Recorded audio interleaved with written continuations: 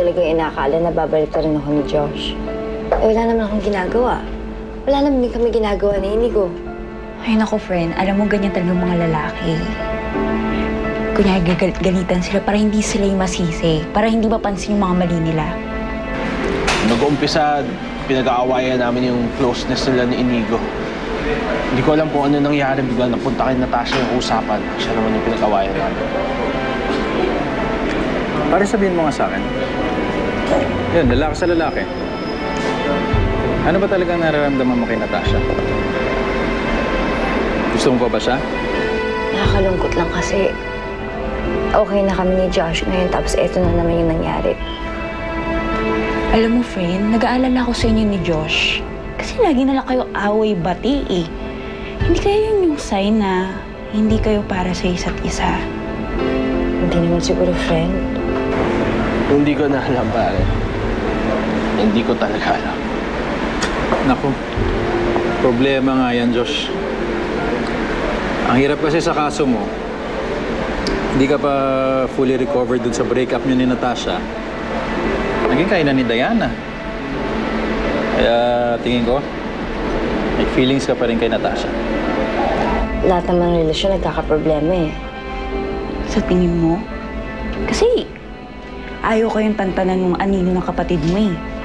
Lagi na lang kayo sinusundan nung nakaraan nilang dalawa. Kaya tuloy ngayon nag-aaway kayo. Hindi, siguro magulo lang talaga yung isip ni Josh ngayon. Kapag nabigyan ko siya ng panahon para mag-isip, maliliwanagan din yun at marirealize niya ang lahat-lahat. Sana.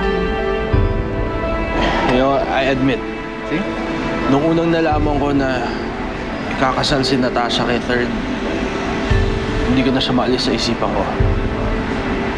Pero parang nilalabanan ko pa rin yun. Dahil mahal ko si Diana, ayoko siyang masaktan. Pero you can't love two persons at the same time.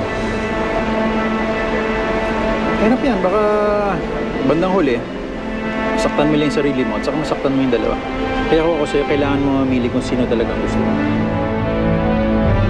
Kaya iwasan nyo na lang yung mga tambay sa labas, ha? Hindi ko masasabi kung anong gagawin nila sa'yo sa susunod. Nay, huwag niyo naman takutin si Natasha dito sa lugar natin. Aba, bakit hindi? Talaga namang magulo dito, ah. Naglipa ng mga adik dyan sa labas, ha? Mga kriminal. Kaya ikaw, ha, Bebeng? Tigilan mo na yung paglalako mo ng shabu. Kapag nahuli ka ulit, ha? Hahayaan kitang mabulok sa kulungan, ha? Eh, Nay, kung hindi ko gagawin yun, pare-parehas tayong nga dito. Tsaka, gusto niyo ba mas lalong lumala yung kondisyon niyo? Hoy, tigilan mo nga yung bulok mong pangangatwiran. Kapag hindi ako nakatiis, makakatikim ko talaga sa akin.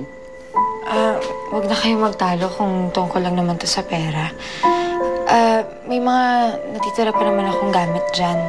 Mga alahas, pwede ko ibenta o isangla para makalipat tayo ng bahay.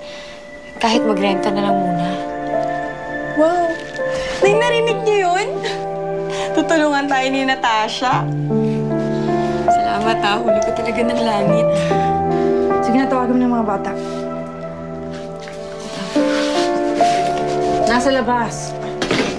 Magkain na. Sige. Tawagin ko lang sila.